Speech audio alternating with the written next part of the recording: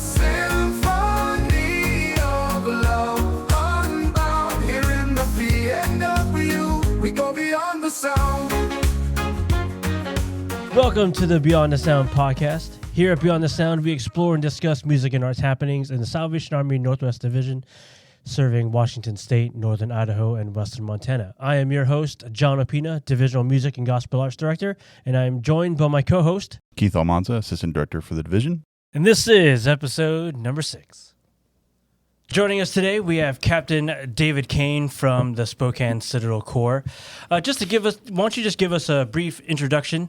Give us a little rundown of the ministries in Spokane, because I think there's quite a bit, and kind of your role and what your wife does alongside you. Yeah, so here in Spokane, man, we have a pretty big operation.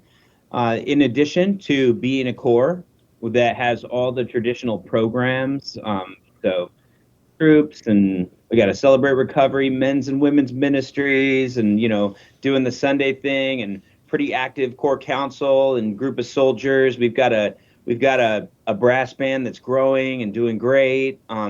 So we have all the typical core things, but then every Salvation Army is kind of unique in our social services expression. And so here in Spokane, we have a whole breadth of services. We have 3 programs that are specifically for foster youth.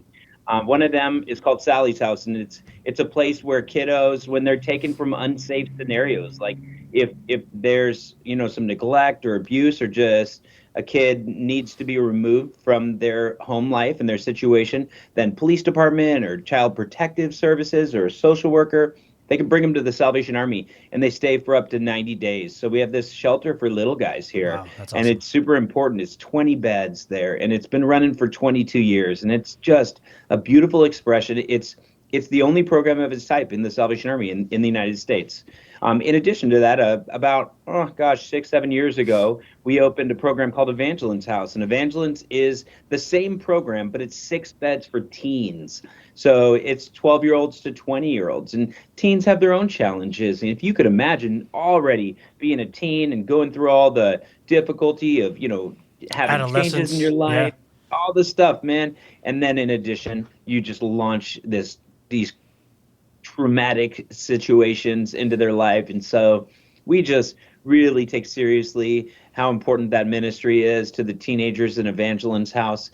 Then we also have a program called the Nurturing Center, and the Nurturing Center is it's a supervised way for families to regain their rights. So obviously the vision is that we would empower families to be better families, and so families come to the Salvation Army and they can meet with their kiddo who's in the foster care system, and they can work to satisfy the court requirements that it takes to learn how to be a healthy parent again and have healthy interactions. And that's done supervised here at the Salvation Army. In addition to those 3 programs, we have a transitional program for families that are exiting homelessness. So we have 30 apartments. It's an apartment complex here on our campus, and it's for families that are moving out of homelessness, and then they spend up to 2 years with us. And we do case management, we do room checks, but they live with their family and they have their own apartment. It's a 3-bedroom unit, every one. Wow. Excuse me. And so they spend that time with us. It's beautiful. We do Pathway of Hope out of that program. And it's a great way to wrap around families for 2 years. The cool thing is that a lot of those families, they plug into our core programs, after school programs and troops. And it's a beautiful expression for our soldiers to plug into the ministry happening right here on our campus. Yeah, we had sorry to interrupt. We actually had it when we had Colonel Cindy on the podcast. We actually talked about how little soldiers are aware of the overall social services that the Army does, right? Because I think most people would be aware of like food pantries and bills, utility assistance, but there is so much more that the Army does, and it's just what you're describing. I don't think anyone would really know outside of the Spokane area. So sorry, you can. No, it's good. We really make that a priority with our core council, starting with our core council, right? because some of these things, they're stewardship of vulnerable people. And so rightfully so, we hold some confidentiality around people's situations and where they come from. But with our core leadership, they absolutely know. And we're strategizing that in our core council, how we can bridge those folks into our community at the core and support them. That's what makes the Army best, is when we are really offering this organic connection of the core ministry to these very pragmatic services that happen through shelters and transitional living programs. And another program where we focus on bridging quite often with our core council is the program is called The Way Out, and we call it TWAC here for short because it's easier to type in an email.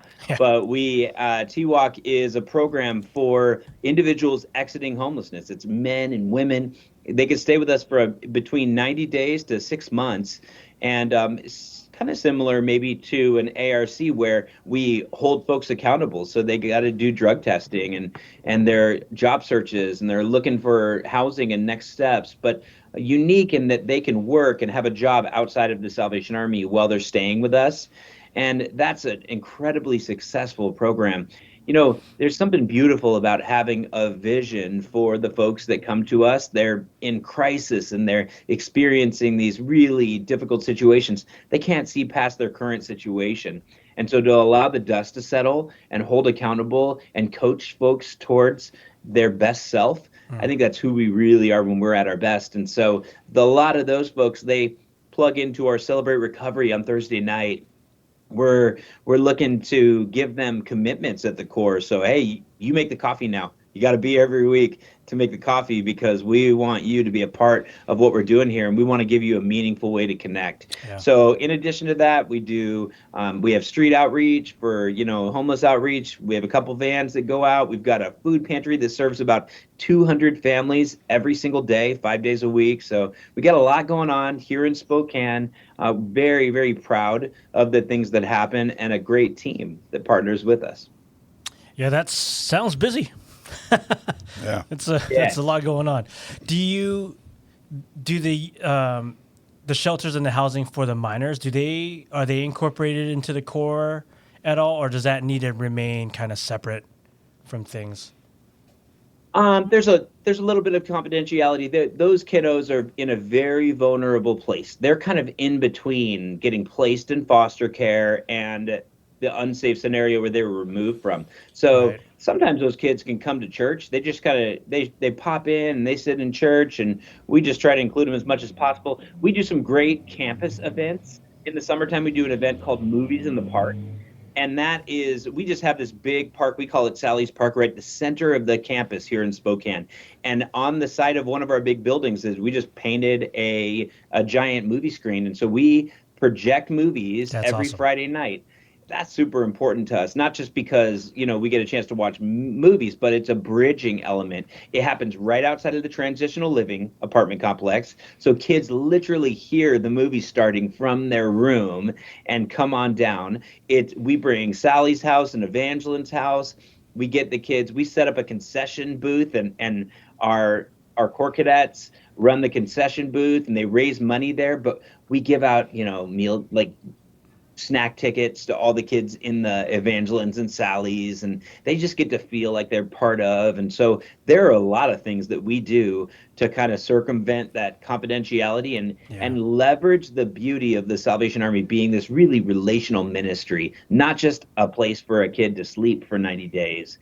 We want them to feel a part of, and we want to circle around them as best possible while still respecting some of those real sensitive situations they're in. Yeah. Very nice.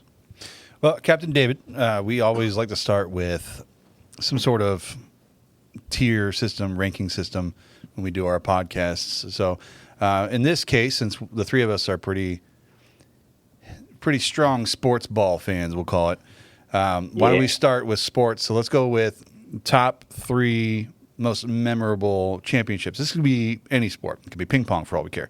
Just needs to be a top 3 ranking of sports. Well, I'm glad you mentioned ping pong because that's secret. No, I'm just kidding. I know nothing about ping pong either. No, but it's Man, it couldn't be more fitting that today is opening day for Major League Baseball, and it's going down. The Dodgers opened up their series in Japan a couple days ago, but today's their home opener, and I'm super pumped about that. Just a lifetime Dodger fan. So my moments, I could just so easily rattle off my top two, and then the third is just kind of like, I don't know, but I'll give you my two easily. Number one, and then there's a cool story behind it. You're going to regret because it's a soapbox for me. But man, 1988, I was 7 years old, and I lived in Southern California, and we had the World Series playing on our tube TV there in Anaheim, California, where I grew up. And as I was watching that game, I remember what we ate that night for dinner. My mom made beef stroganoff, and we were watching the game, and it was the night that Kirk Gibson I was going to say it's the game. his walk-off blast. And I remember 7 years old, I was like, that's it. I'm a Dodger fan. Like, that sealed it for me. I was already, living in Southern California. The Angels were there, but in SoCal, the Dodgers were just running it in the 80s. And as a little guy, it was like, that's it. I'm sold. So that 88 shot, man, it was magical. Magical. And then we romanced that in Southern California sports. Like, we've been romancing 88 forever. And so, guys, obviously the next moment, and maybe this would rival, and this could potentially just have become my first, because just last year, check this out, guys. I don't know if you knew, but Freddie Freeman hit his walk-off home run in Game 1 of that World Series. It was Game 1, just like Kirk Gibson. It was the same day and the same minute. The same minute as Kirk Gibson hit his shot. And check this out. I watched it with my 8-year-old son. That's awesome. And we went crazy. Yeah, beef stroganoff? We didn't have beef stroganoff, man. I'm telling you. You broke the full cycle. circle. I know. He probably wouldn't have liked it. He's a chicken nugget guy. Oh. But man, I'm telling you, it was magical. Him and I, we just went crazy. Mom was upstairs. She came running downstairs like, what is going on? And Micah and I were just celebrating and high-fiving and screaming. It was, guys, do you remember that home run shot at this last World Series? It was epic. It was against the Yankees. It was just too much. So I think those two moments are hands down my top two. I don't know that I have a third, except that they're just a ton of memories around Dodger baseball and that stuff. I love sports, so I'm a big NFL fan, but when it comes to baseball, there's something that's just kind of romantic, and it just, there's so much more to it than just the competition. There's the smell of the baseball field, and there's the feeling of a warm summer day, and it just feels so American, and it reminds me it just has me nostalgic in so many ways. So, man, I could talk forever about Dodger baseball and how important it is to me, because it's so fun. I'm just glad you're like a real Dodger fan, because Keith, you're just coming, well, not just coming, but you've been in the Army now for a couple of years, but Freddie Freeman is a big deal. Yeah. Is a big deal, but he's also from the Salvation Army and grew up in SoCal and stuff like that. And I think, I don't want to throw the Dodger fans under the bus. I have a feeling there are more Freddie Freeman fans than just Dodger fans. Does that make sense? I think people just like the Dodgers just because Freddie's on there. They probably wouldn't know who the Dodgers are if Freddie Freeman wasn't on there. They probably didn't know that he played for the Braves before that and had an awesome career, with them. And then, the Dodgers, I think it's great. I think it's good because there are so many sports stars that misuse their platform. Yeah. And Freddie does it so well. He's just, they call him Friendly Freddie, and I love it. Every time somebody makes it to first base, he's chopping it up. They're always laughing with him at first base. So he's a great one to point to, man. Let's do it. Let's highlight the guys that are doing it well. Yeah, he's a good guy too, which is also always nice. You want me to go next? I can already predict it's gonna be Lakers this, Lakers that, Lakers this. It's probably all That's three. close. Okay. So I think I'm a Lakers fan. You know, baseball has. I came to baseball a little late in my life. Well, we're also from San Diego. I'm so a Padres fan. There's by the no way. championships to speak of. I am a diehard yeah. Padres fan. I love the Padres. Unfortunately, my wife's family, they're all Yankees fan. So when we first got married and lived in New York, I think the only Padres hat that I had at that time and still do is the World Series hat. And 98? yeah, and then the one where they got spanked by the Yankees. And, 98. oh, that was brutal. So I got a lot of scrutiny for that. But Little Tony Gwynn action, though. yeah. Oh, man, I remember talking about memories. I remember going to, I think it was just before the playoffs started, or maybe the first round of the playoffs, where we were sitting in the stands, my brothers and I think it was Ricky Henderson hit a walk-off home run. Man, that was wild. Like, I just remember, So, a lot of nostalgia there. That's it. So, I think I'm a huge Kobe fan, and Kobe Bryant. So, their first championship with Kobe, I think ring number 1 for me. Ring number 5 against the Boston Celtics. Like, you just can't. How dare you? That is just It was. the two best NBA franchises in the history of the NBA just going at it, and just Kobe finally getting on top, winning when they lost to them in 2008. So I think that was a good comeback story. And just to throw you off, I think 2008 U.S. Open. Okay. I was like, hockey? 2008 U.S. Open, Torrey Pines, Oh, yeah. Tiger Woods. Tiger Woods. Man, like, That's a sleeper pick right oh there. That's man, good. like that is such a good chance. Like, what he was playing on one knee, Yeah. He You know- tore his ACL, right? tore his ACL, had a birdie 18 And a playoff. to get to the playoff, and I remember I had a screenshot of that. That was like my screensaver on my phone for a long time. Was when he finally made the putt. And he remember he threw his hat or just like just pumping his fists. I think So those would be my 3. My 3 All right. are all New England. Because I grew up in San Diego, but I spent most of my adult years in Boston. So He likes the cheaters. I'll refer you to a website called yourteamcheats.org, I think it is. You'll see all about the Patriots and how they don't really compare. Anyway. The deflated football? Yeah. That's on there.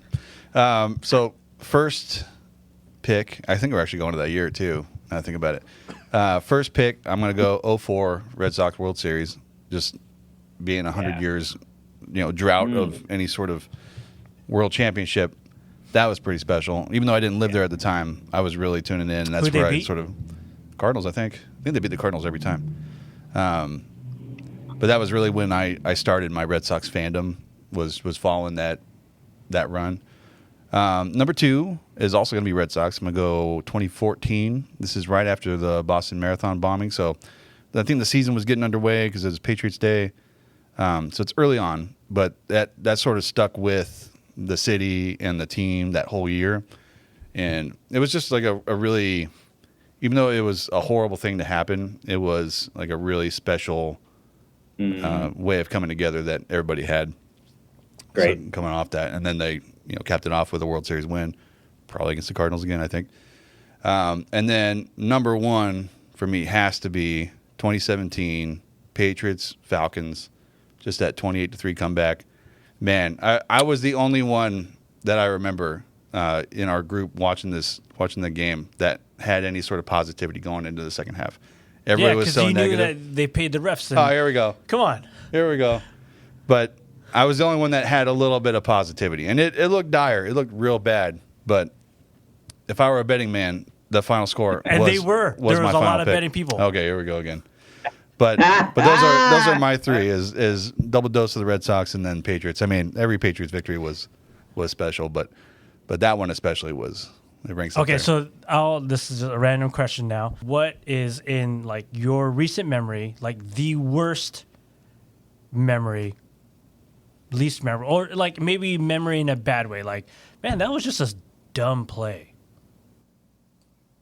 The following year, when they played the Eagles, and they benched Malcolm Butler for who knows why. I mean, I think the thing that comes to my mind is that Seattle game. Yeah. When they threw to whoever instead of running with Marshawn. I'm on the other side of that, so I thought it was amazing. Yeah, but that's just like, why would you do that? Do you have something like that, Captain David, where like...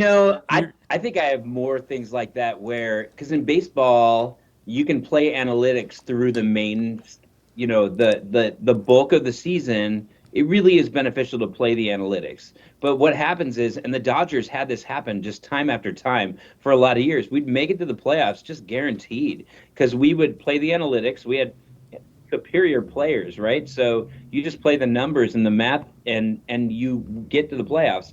And then when you get to the playoffs, there was this old school mentality that really needed to take over of using your grit and intuition to make decisions. And so they really struggled with that a lot of times. But then I've seen it happen to us also. Man, there was when we saw the Padres take out Blake Snell when he was just controlling us in the playoffs. And then we ended up winning that game and winning that series. And I feel like that was the turning point. Yeah. They watched his pitch count and they didn't go with their gut. So it happens all the time.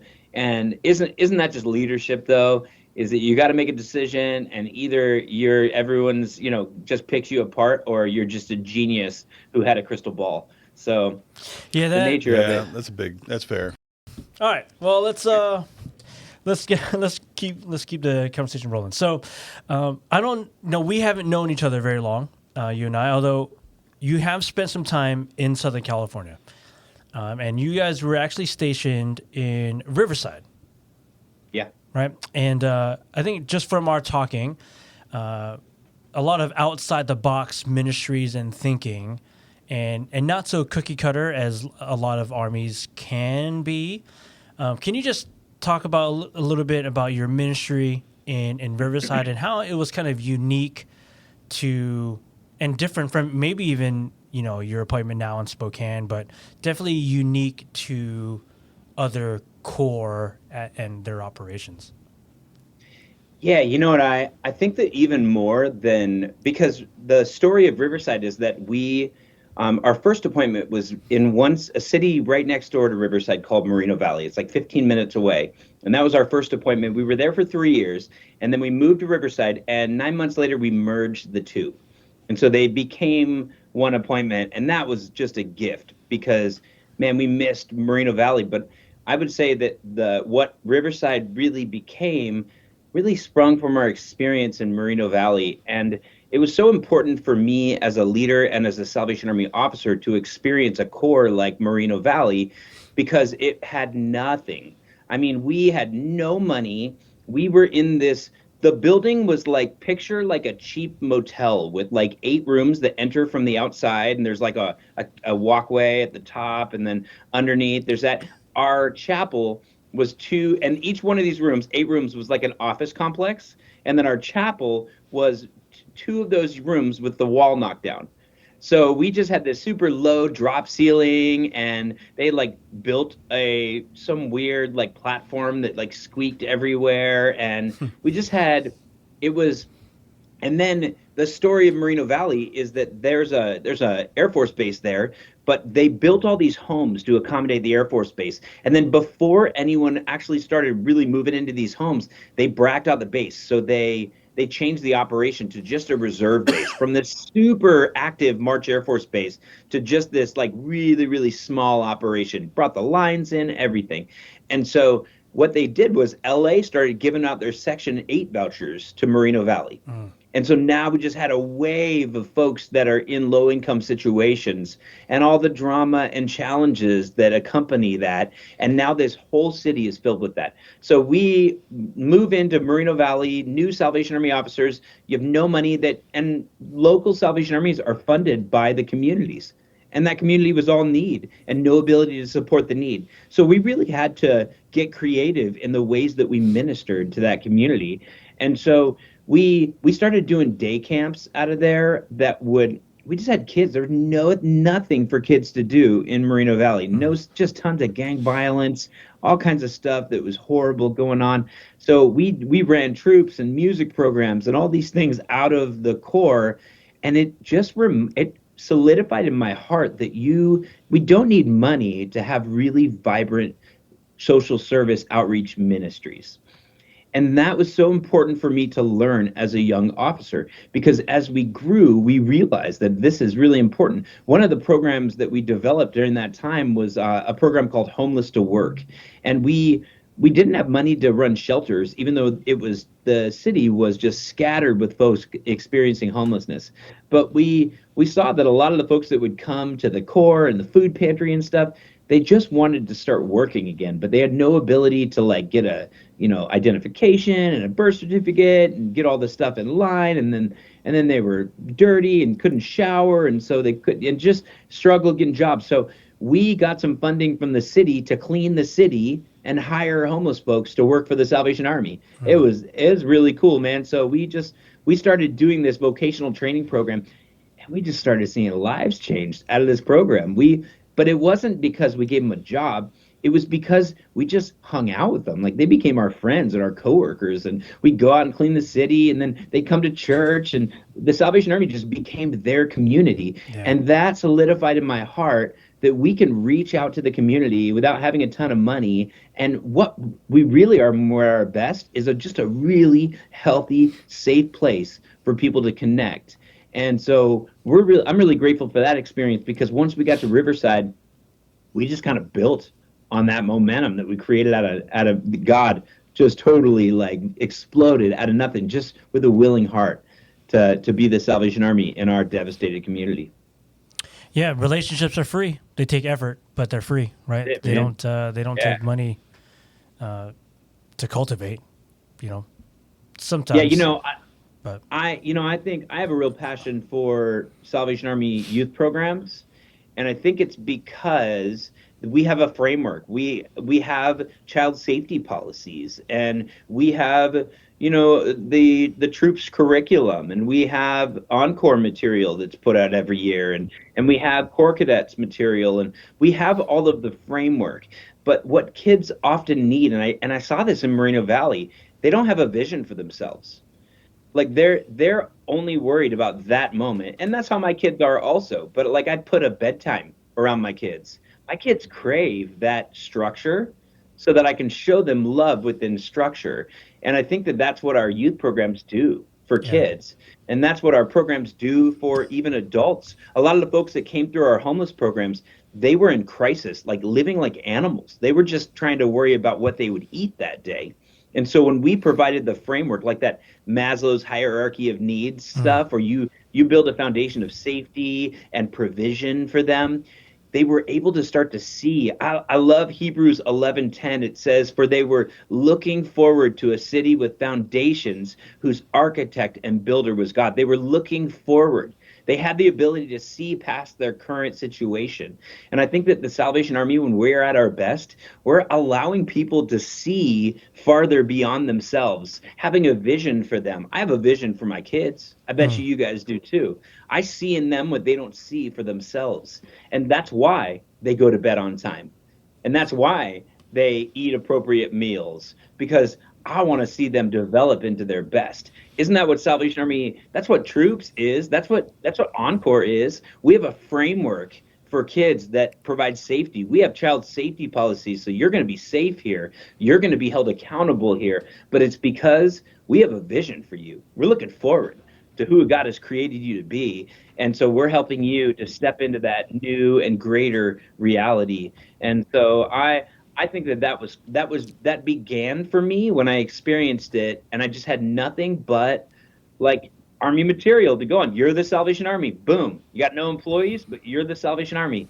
Go. And so we built it around that context. And then with the framework of safety, then that really relational ministry takes shape. And that's when you see lives transformed for the kingdom, right? Yeah, I think you bring up a good point, that the need to feel safe, right? Because once a person feels safe, they start trusting you more. They start believing in, the things that you say for them and to them. Like they're able to, take it as truth and not just, there's some just random older person just yelling at me or telling me to do things. Like, oh no, this is for my benefit. We're all in this together. This is for a purpose, and it's not just just random yellings or anything like that. Absolutely. We got this. If I could just tell a story real quick, stories are great. We got this little kid. He's a Marshallese kid. He just moved from the Marshall Islands, and he just has no structure, has no idea how to be a kid in the United States. And he's living in Spokane now. He's got to wear a jacket rather than sandals and stuff. He's just trying to figure it out, and he's got, he's just caught between two worlds. And the Salvation Army, he was a member of the Salvation Army in the Marshall Islands. So we're his safe place. And he comes here, and this kid is goofing off. He's trying to walk away, and we're just always redirecting him. But at the end of every troops and music program night, he gives me a big hug, side hug, but a big hug when he leaves, because he's so grateful for the environment that we've created for him. Yeah. Yeah, I think, the Marshallese culture is big on like family units, I think so. Now, there's something unique about the Marshallese people in Spokane. Yeah.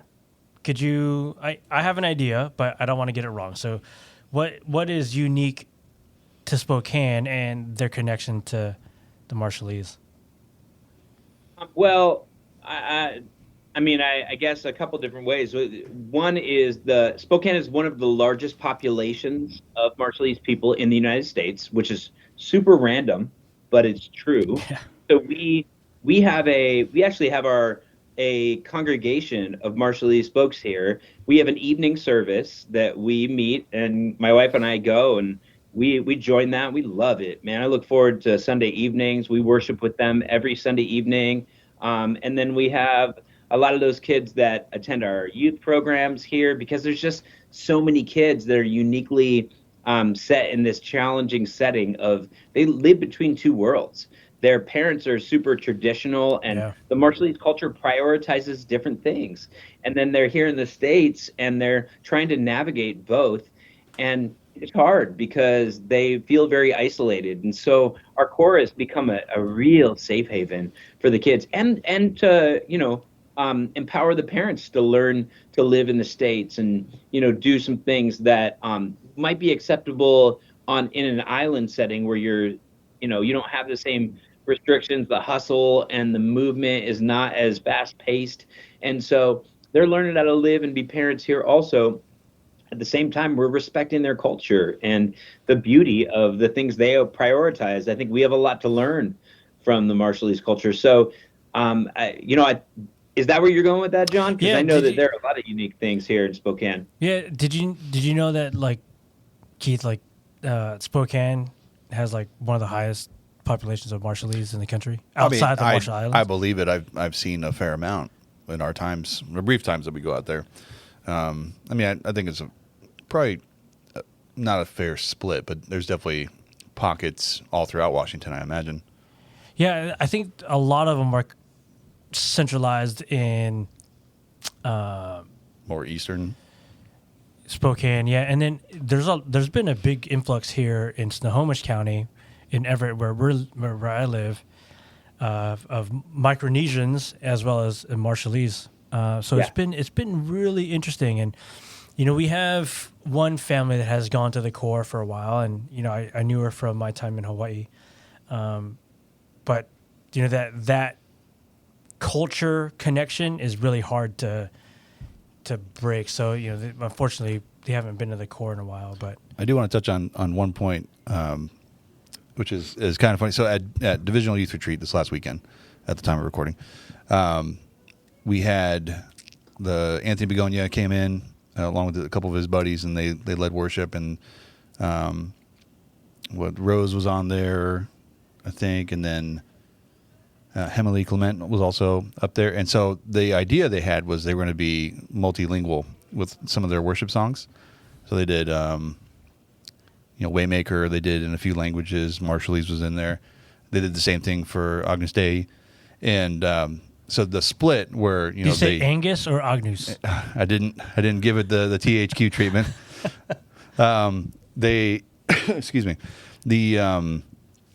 Some of the girls who were singing the multiple languages, they claimed to be more Americanized than than their culture was, and so they weren't sure of the pronunciations of some of the words or even how to approach those. So it's funny that you say that these kids are caught between two worlds almost, and well, it's proof right there. These adults singing their native tongue, and they're not quite sure how to approach it anymore. Yeah, well, that's another podcast for May. I think we talk about.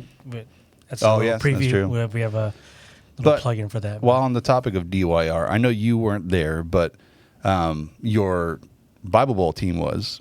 Do you have any sort of debrief on that? And how I know I think Vancouver won, but I imagine your crew did pretty well. So any insight on the preparation that went into that, and how they felt coming back? No, I think it was just super important that our team competed. Again, we don't do things just to do things. Mm-hmm. We want to make sure that there's a why behind what we got going on. And so for us, we've got some young adult, some kids that are moving towards being like older teens, and they're almost young adults. And so we are really looking at how we disciple these young adults. We know that there's a lot of kids we're losing kids right in that young adult age. And the church just I don't think we're really capturing kids and giving them something to plug into. So maybe Bible Bowl's not like the coolest thing, even though Kahoot is pretty fun. But I think what the framework really is that we're invested in them. We're giving them something meaningful to own and participate in. And more than what it is, I think that the nature of that we have leaders circling around these teens, that we're encouraging them. We have a vision for them that they don't see in themselves, and we're pushing them towards that vision of engagement and involvement.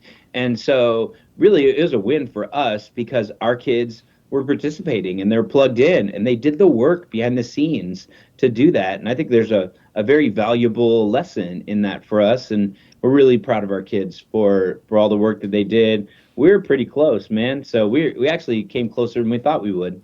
So it was great. Was this the first time Spokane has participated in Bible Bowl? Do you know? It's the first time in a long time. From what we hear, right? We've been here for, I don't know, we're coming up on 2 years. And so this is the first time, definitely since we were here, but I think the first time in a long time. Yeah, I think since I've been up here, I don't think we haven't had many teams across the division. Right. But that's awesome. That's awesome that Spokane had a team. You mentioned Encore, as part of your framework. The last couple of years we've tried to have like an East-West Encore event, and we've been struggling with the fact that typically it's only been Spokane to participate on the eastern side. But in terms of just like competitive nature or competitive framework and the way the scoring works, it's always harder to do two separate events. I mean, even if you have the same judges like we've had the last couple of years, it's always hard to, how does that compare to the performances last week? Or, Spokane, we did first this last year, and there's that. Well, how does that compare to the performances now? Thankfully, now this is because you guys have agreed to come out here. We're only doing one Encore event. So how are you guys handling some Encore prep, and what do you, knowing that you're a competitive, guy, and what are your hopes for your Encore groups this year? We want our kids we don't want them to be embarrassed. We want them to hold their head high. And so, again, I think some of these kids, they haven't experienced something where they don't have parents that can afford to do like my kids are in Little League, right? And so they experience that competitive spirit, and they have other extracurriculars that they're engaged in. And some of the kids that we serve that are in our Encore groups, they come from environments where they just don't have the same opportunities. Yeah. And so I think that's the Salvation Army. That's where we win, man, that's more than, Encore being a singing competition. We're introducing kids to a whole new level of engagement that they normally wouldn't have access to. And so when we then do it, we want to do it well. We want to show them this isn't just something that we're kind of goofing around at. No, we have a vision for you. We want to see you win and do well, and hold your head high when you participate. And so part of that means, like, for us, we love just coming out to Seattle just so that we can be a part of the big event. There's something powerful about the kids saying, oh, this thing that we do every Tuesday night, it's not just like something we do. It's part of something greater. Yeah, we're part of a bigger group. We're part of something. And that's just the human aspect of us. We all want to be part of something bigger than ourselves. Isn't that what the family of God is about? We're part of something bigger than ourselves, and we need to remind ourselves, you're not alone in this. And so excited that we get to participate, and so we take it serious. Any predictions? Oh man, we're taking it home. Encore Spokane. I'll tell you though, it was me last year leading the Encore group, and I'm not the guy. I could do my best, but I'm not the guy. And so we've got, man, just be prepared, because we've got a lot of leaders invested this year, and more than to be competitive, we just really wanted our kids to grab on to the music pieces and understand and develop and understand. And so, man, we're nailing harmony parts. We're breaking into groups and working on harmony parts, coming back together and layering them in. You can see them just kind of like when you get over the hump of frustration with music and you get to the point of like, oh man, this is becoming more natural. And then it's like, it becomes a gift to you, not a struggle. And so we're like cresting that point with the kids where it's really becoming something that brings them joy. And that's a beautiful thing to watch. That's what we're trying to introduce them to. That's why we have a position that you're in, John and Keith, right? That's it. I'm excited to see the singing companies this year. I think the test piece is one of the better ones in recent memory. And, I hear 3 on a weekly basis, Eastside, Everett, and Seattle Temple. And each one of them, is doing really well. So I'm excited to hear, hopefully I have a chance to hear all the singing companies, but I'm excited for the singing company portions this year. I think we don't have as many individuals so far, soloists. I'm sure they're coming, but yeah. Signed up so far. Should be a good amount of singing companies between, so we got Spokane, Everett, Eastside, Puyallup for sure. Seattle Temple, you said, is also doing one? I'm not sure about Vancouver. I don't think Tacoma's doing one, but yeah. Maybe. Right. But, I mean, I don't think that we had more than, 3 last year? Yeah, Something like that? Yeah. So 4 that's maybe. good. Growth is always good. Yeah, it's awesome. We're going to transition to worship leading. Your kind of upbringing musically is different than mine, and I'm sure Keith's. I think Keith just stayed in a room, played his trombone all day, never saw the light. Still to this day. No, I'm just joking. But I think from what I've heard, you have kind of like a more like rock background, and then I think your singing style is definitely unique in terms of our worship leading norm, I guess, whatever that means.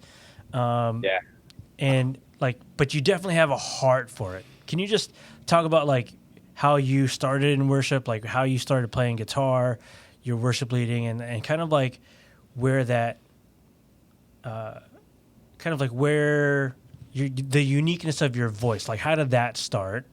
And kind of like, just give us some little bit about that.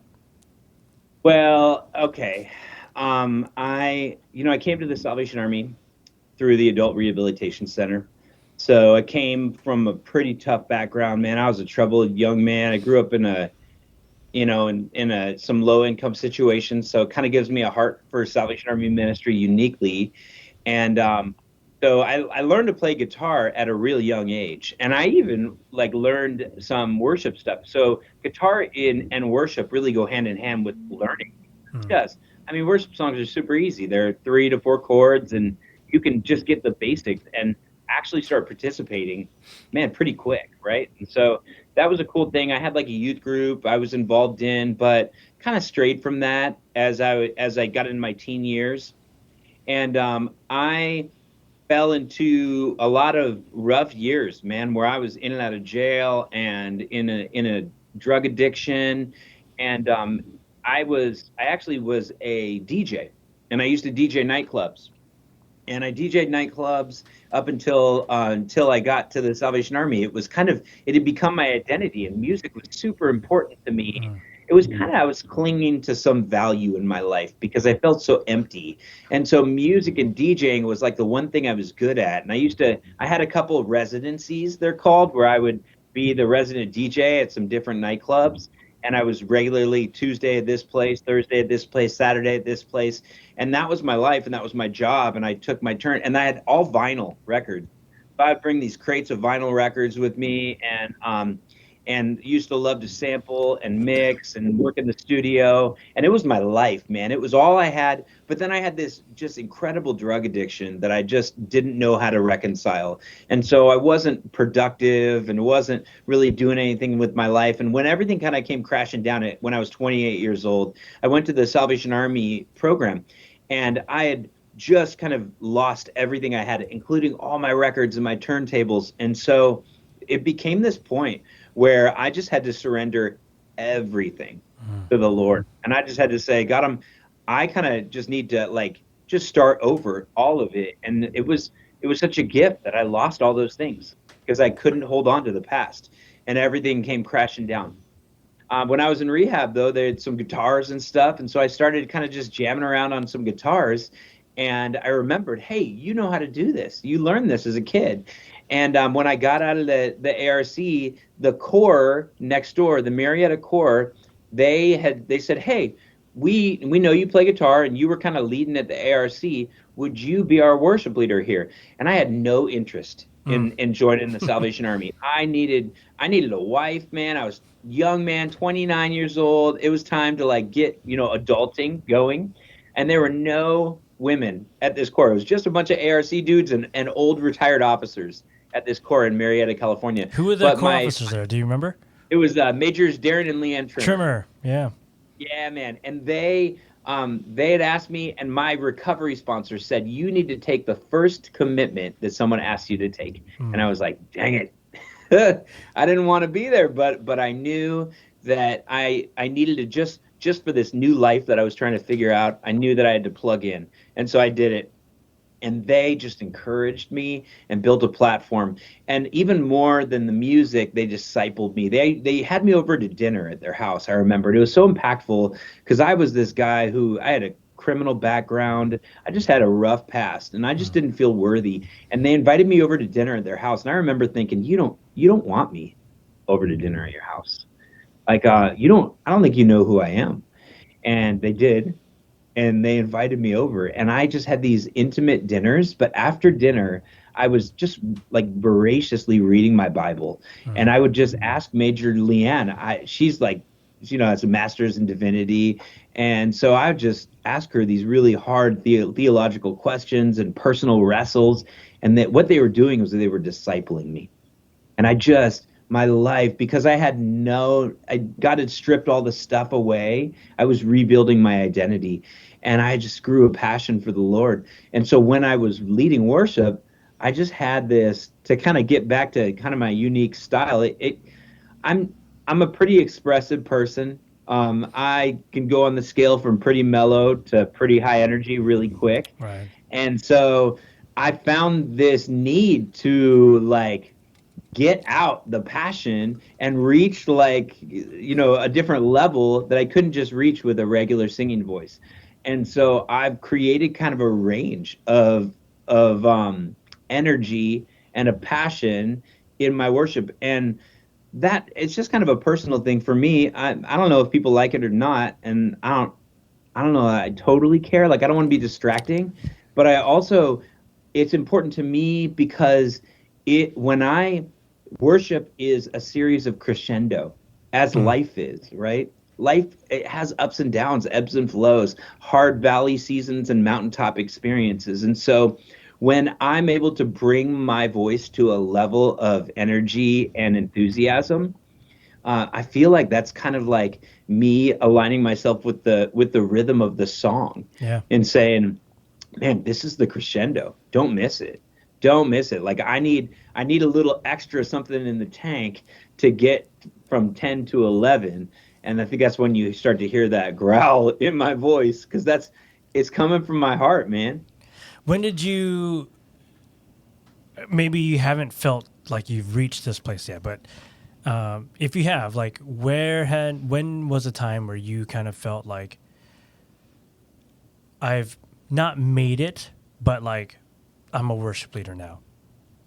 Does that make sense? Like, there comes a Yeah. time between you're still learning how to do things, learning how to play and strum and sing at the same time, to a point where you're now leading others in worship. But do you know when that was a time for you, when that happened?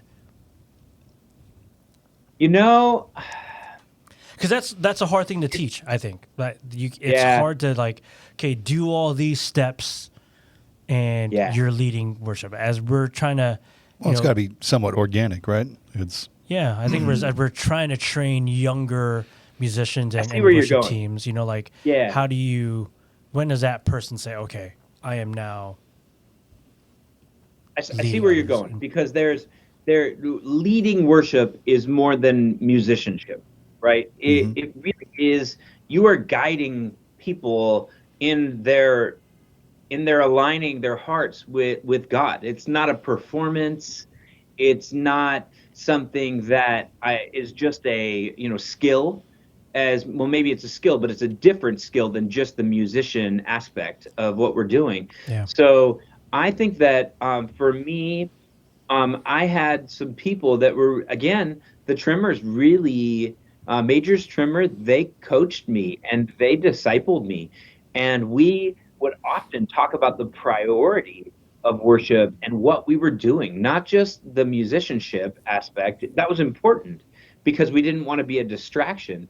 But it was even more important that we were pointing towards a holy God. We were preparing hearts to open his word and to have an experience that could be transforming in their life. And so I think that there was definitely a culture that established that in me. And because I'll tell you, I've had seasons where I'm humbled, man. Absolutely. Like I'm a fake musician at best, right? I can play some chords and I've learned a couple of tricks here along the way. So I'm not exactly the most elite musician, but I definitely carry with me the boldness of understanding the priority of what worship leading is, aside from the musicianship aspect.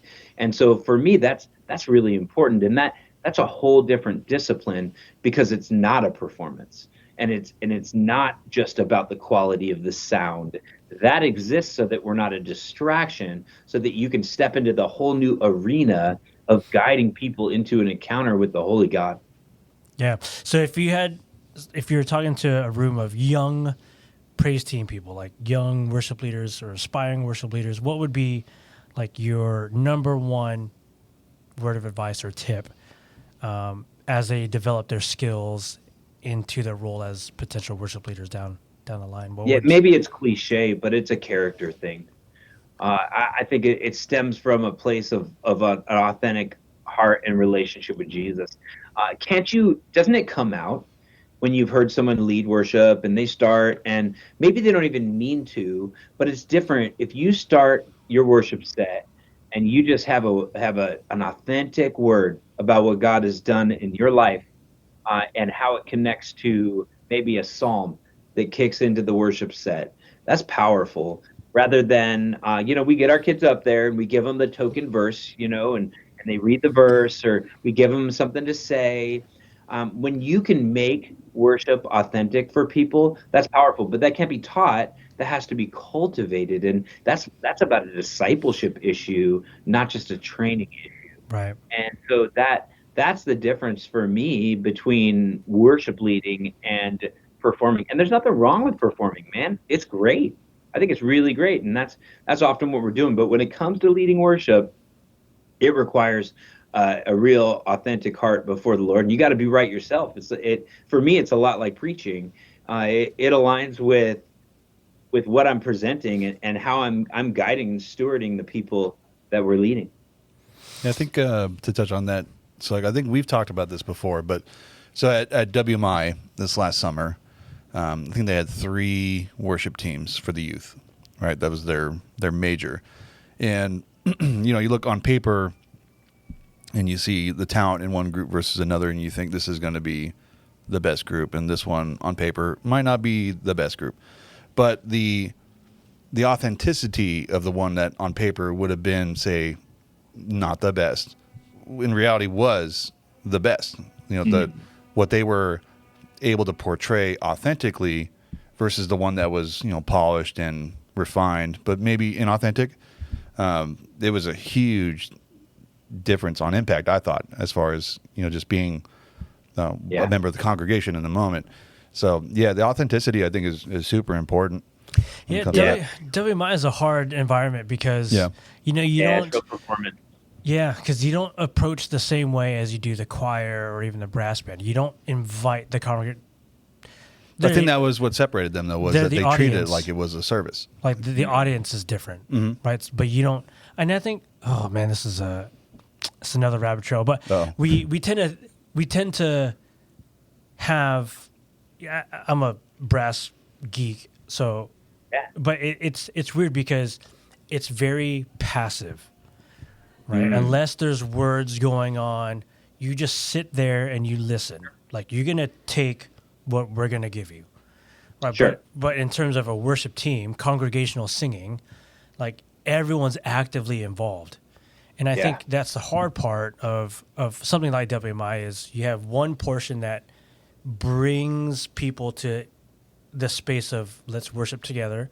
Whereas, hey, we're going to play for you. And I think that's a hard part of. It's different too, though. Like brass, we have a structured, 90 measure tune to play, right? Whereas, you're playing maybe a chart that you have the freedom and flexibility to let the Spirit lead you into. I'm going to do the chorus again. I'm going to go back to the bridge. You can do whatever feels appropriate in the moment. Whereas with brass, there's only so much room you have because it's really hard to communicate chorus to people when they don't know where that is. Like, is that AD4, dude? Yeah. Yeah. No, I get it, though. Yeah. I think brass has its own kind of powerful aspect in that it has the, for lack of a better term, it has the nostalgia aspect that is so important to worship. Some of those songs are rooted in our whole being, right? Like those are associated with our discipleship experience and with our development and our cultivation of faith and our faith communities. Like, whenever I hear Storm the Forts of Darkness, I just want to be like, ooh, what I mean? That's so cool. So I think that there's an important aspect of it where worship is its own kind of like, maybe genre, but it's still music and it still connects the heart. And it connects people to more than just the song. People hear, they remember their childhood, or some older officers and soldiers would remember their development when they were younger and some experiences they had with God in their own experience with the Lord. So I think it's all important. Yeah, I think I just have an issue with, I guess, how we frame it, right, or how it's presented, how maybe it's written down. Like special music or something like that, instead of, hey, this is all just worship, right? And like you said, it's just a different genre of worship, and we're still worshiping. But I think just the way historically the Army, especially now, right? Because there's not a whole lot of younger people. That could be wrong. I don't know. I'm not a stat keeper, so, but it just sounds like you're going to. It's like there's nothing different than someone going to a Salvation Army brass band concert as opposed to the Seattle Symphony, right? There's no difference from paper, right? You're just going to sit there, enjoy what they're going to play. Whereas for us, it should be different. It has to be different, right? Does that make sense? I think I see what you're saying, because in like a praise setting, you're invited to participate. Right. Whereas you can go to the symphony, you are going to sit there and listen to them play Dvorak or what have you. And then, it's treated similarly. It's just a concert that they don't sing along with. But there's not really much for them to participate in. No, and yeah. And unless you're doing hymn tunes. But we can, talk about this for a little bit while, I think. Yeah, the it's really different. great, but Sorry. oh, go ahead. No, I think I've seen like for instance, I've seen the band do, they come to Spokane. You guys came and we played at like some retirement communities, but we shared our testimonies in between the songs and why it was important to us. And then we played. And for me, that had that tone of worship in a setting that wasn't even a church. And I think that's potentially the power of that, is that if we could tell the story before, and I've seen Keith, I've seen you guys do that really in an awesome way. And I think that is the difference between the symphony maybe and what a Salvation Army band concert is that there's a story behind these songs and that it means something to. There's an origin story here that needs to be told. Yeah. And it all leads to Jesus, right? It is powerful when it comes together though. Like Congress comes to mind, O Boundless Salvation, with that whole theater singing in what felt like perfect harmony with each other. That was powerful. Yeah. So good, man. Yeah. Did you go to Boundless in 2015? Were you part of the Army then? Oh, yeah. Oh, wait. You mean The Gathering? No, that was in the UK. Oh, Boundless. No. So I had just been commissioned as a Salvation Army officer. Hey, I'm not bitter, but we were the only Salvation Army officers that were not allowed to go because we had to report to our appointment. So I was in Moreno Valley, California, holding it down. Only Salvation Army for miles. There was the Boundless was like an international Congress. Right. I remember so, now. Yeah. Congress here or last year, how big that was. This was international, and it was magical. I mean, there are moments where like I'm proud to be a Salvationist. Yeah. But that was definitely one of them. Like, and they had at the O2 Arena, they gave like wristbands that lit up that were also acted like entrance ticket or something. And we were singing, and this New York Staff Band was a duty band at that time, and for that meeting, and we started playing, and the lights started going off, and all of a sudden, like, I just couldn't play. I was just sitting there, just like looking around the arena, the hundreds of thousands. Well, That's got to soak it in sometimes. That's not hundred thousand, but there's a lot of people, and you're just like, this is wild. But there's something unique to the brass band, and I think I say that from a position of like we could always do more. I think we could do more to not put up in a prideful way our music, or especially the brass band, but put it in a way that is still inviting everyone to a place of worship. I think that's what I'm trying to say. Very twisty, windy road, but okay. Next portion is: do you have like a verse or like a theme that's going on in your life right now where God has just put in your heart to just help you get through this season, or maybe look towards the next season of whatever life is bringing? Yeah, I think that my whole experience with the Lord is this careful tightrope walk between incredible confidence and total just difficulty and insecurities and challenges. And so very early in my walk with the Lord, I really grabbed onto that relationship that Timothy experienced with a mentor, Paul. I just think is so valuable. And Paul is speaking to Timothy in the letter in 1 Timothy. And he starts out the gate and he says, I know where you came from. And he talks about how it's like, it's interesting. It doesn't have a lot of men. There's just a mom and a grandma. And he's like, I know that you didn't have, the greatest launch, but the people that were around you were good. And you've developed something in you that I see in you that you don't even see in yourself. And then he says, for God did not give you a spirit of fear and timidity. 1 Timothy 1:7. God did not give you a spirit of fear and timidity, but power, love, self-discipline. So there are going to be times where you're going to default to things because of your past, and your mind is going to take you there, and your insecurities are going to take you there. God didn't give you that. Yeah. This is who He's empowering you to be.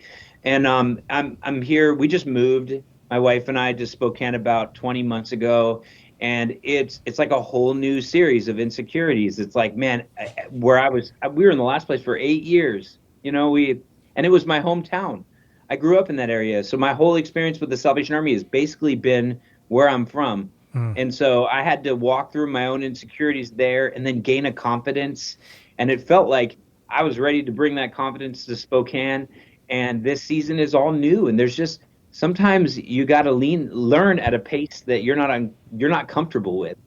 And so there's been a lot of humbling experiences, but I'm just remembering God didn't give me the fear. He didn't give me a timid spirit. Like, He's empowered me to be where I'm at. And I'm not the best person for it, but I'm going to be the one that is. I definitely don't want to limit His power in me. I don't want to limit His impact that He can do through me.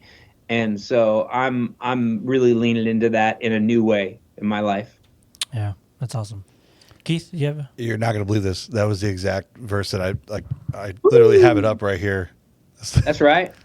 That's the same one. So this happened last week. This happened last podcast, but we had Keith and I had the same kind of verse of the season.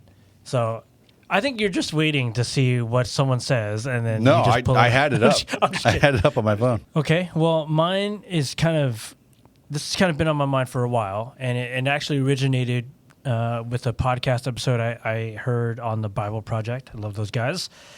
And it was funny because officers' councils talked about the kingdom of God is now.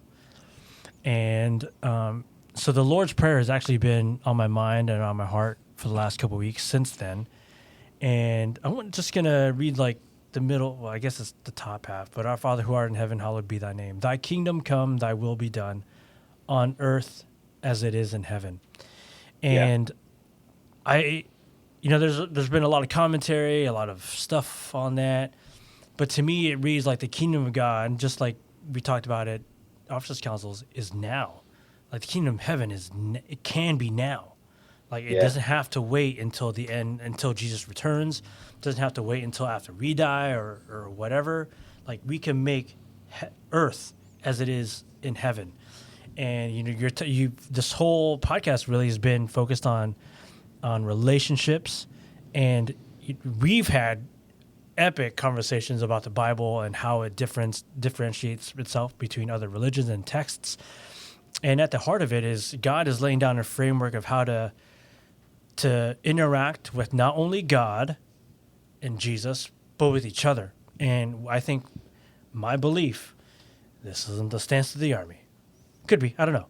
My belief is the more we can show Jesus and treat each other as Jesus commands, we're showing glimpses of heaven. I think that's what it means, that thy will be done on earth as it is in heaven. And in heaven, I expect there be perfect unity amongst people worshiping a holy God. And I just envision with that is our purpose here on earth right now, is we don't have to wait to bring unity. In fact, that's what it says in the Bible, be people of peace, peace bearers and stuff like that. So I think that verse right now has just been on my heart, just the kingdom of heaven and, all the heaven talk isn't a future thing. It could be right now.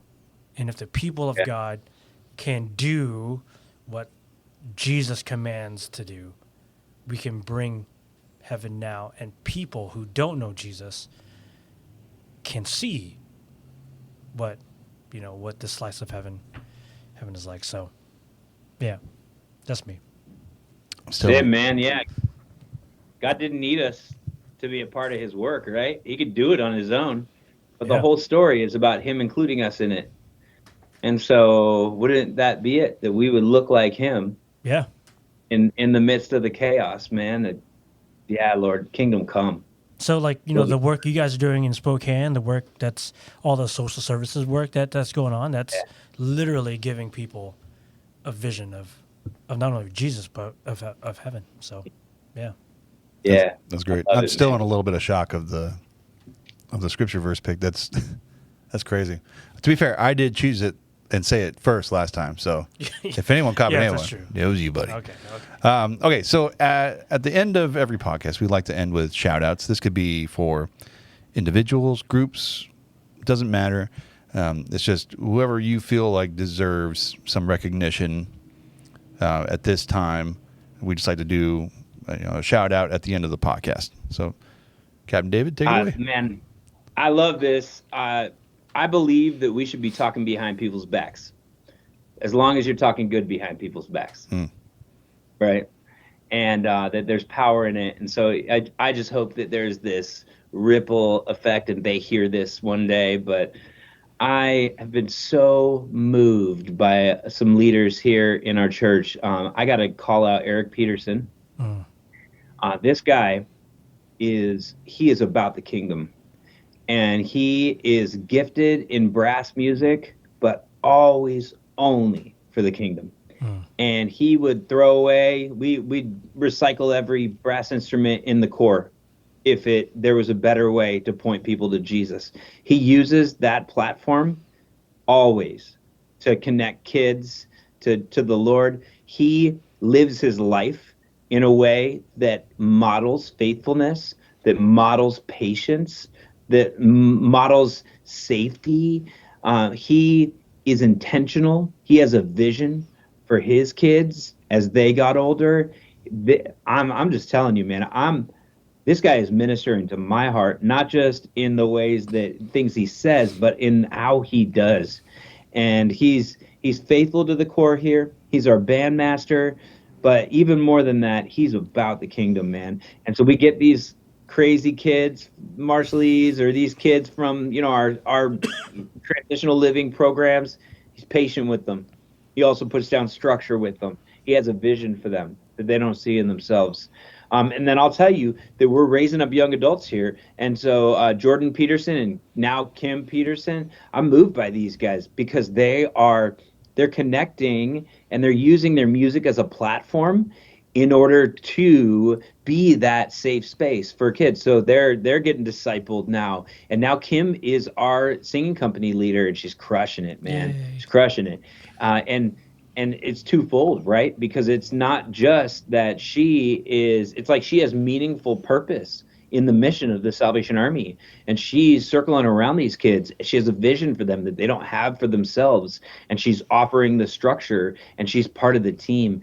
And you see, it's the ripple effect of Eric's leadership with his family. And now it's occurring with Kim and Jordan, and they're plugged in. And so I just give a shout out to Kim Peterson, to Eric Peterson, to Jordan Peterson, that whole Peterson crew. Those are good guys, man. I could go on, but for the sake of this being with the music department, those are definitely ones, man, that deserve a shout out. Well, I think it's also a testament to your guys' leadership, right? Because giving people space and empowering them to use their gifts and to make sure they're connected. I think that, yes, that's great for them, but it's also kind of a picture of what your guys' leadership style is like. So thank you for them. Yeah. We love Eric too. We love Jordan and Kimmy. I echo everything you said. They're awesome people. Do you want me to go, or do you want to go? I can go. So I'm going to shout out all of our groups that got some stage time at DYR this last weekend. So that's going to be our Hula Halau, even though we were missing a few members. It's going to be our divisional youth band, play the prelude on Sunday morning. And then they also got to play along with the youth praise and worship team, so we did some of Kevin Larson's brass music charts. I guess it's not solely Kevin's, but THQ's brass music charts along with a couple songs that the praise team did. It was a great experience. It was a little stressful just trying to put all that together because, we didn't meet those two groups together until Saturday night. That was the first time that they were together. And it was actually the first DYR I've missed in my career as a DMD. So I was not there. I was in Temecula, Southern California, celebrating my mom's 70th birthday. So, Keith and Anthony Gott and I think Caleb Finkhauser kind of took the reins of the AV team this last weekend. So, yeah, it can be stressful. It was very rewarding, I found, just between the three groups. They all did great. The messages were sound, and it was just really well done. Preparation was there, thankfully, because that always kind of stresses me out when they don't really work on the stuff that they have to work on. But execution was done really well. So I was really pleased with everyone that was there performing. I have a quick shout out to Nate Sabaha. I know we're featuring him on the newsletter. Spoiler alert. So yeah, spoiler alert. That'll be coming out soon. He reminds me a lot of myself as a youngster, and that's all I'll say. In the good ways. He has a lot of the positive aspects of me as young. My actual shout out, and I just kind of learned about this yesterday, is Ella Lyons. Now, I'm not sure if you guys know Ella Lyons, but she is from Seattle Temple. She is incredibly smart. I mean, ridiculously smart. And so I've got to know her over the last few years, but it was shared with me yesterday that she's been given the opportunity to go to Morocco, I think, in the summer to do a 2-month study abroad to learn Arabic. Cool. That's wild. And I think she wants to go to Cambridge University or some historically prestigious school. And she is just smart. She knows a lot about history. I think we were having a history talk, over a year ago now, but she is just incredibly smart. So if she's ever in your purview, I would just take some time to get to know her a little bit, talk to her about some stuff. Cool. And not only that, but she's a really good singer. She helps out at the Seattle Temple Youth Band. And I think she does a lot of productions with her mom, with Dandelion Productions, her mom's company. So that would be my shout out. We have a lot of incredible people in our division.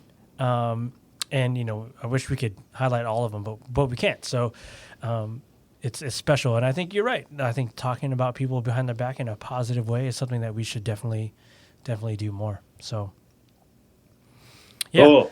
Well, thank you for your time, Captain David. Blessings on you and your guys' ministry in Spokane. And we can't wait to see you guys in about a month now at Encore. That's coming up quick. Yeah, that is coming up quick. Well, thank you for joining us on the podcast, and we will see you next time. Thank you, Captain. See you guys. Have a good day. In the heart of the rain and evergreen trees, the mountains meet the sea, a place of peace. Melodies rising like the morning mist. We gather to learn, create, and exist. Beyond the sound, beyond the stage, we lift our voices, turn the page. A symphony of love, unbound. Here in the PNW, we go beyond the sound. From blast to brush, from strings to song, every hand and heart finds where they belong. In every note and color, every line and beat, we build a world where souls can meet. Beyond the sound, beyond the sound, beyond the stage, we lift our voices, turn the page. A symphony of love, unbound. Here in the PNW, we go beyond the sound. From brass to brush, from strings to song, every hand and heart finds where they belong. In every note and color, every line and beat, we build a world where souls can meet. Beyond the sound, beyond the sound, beyond the stage, we lift our voices, turn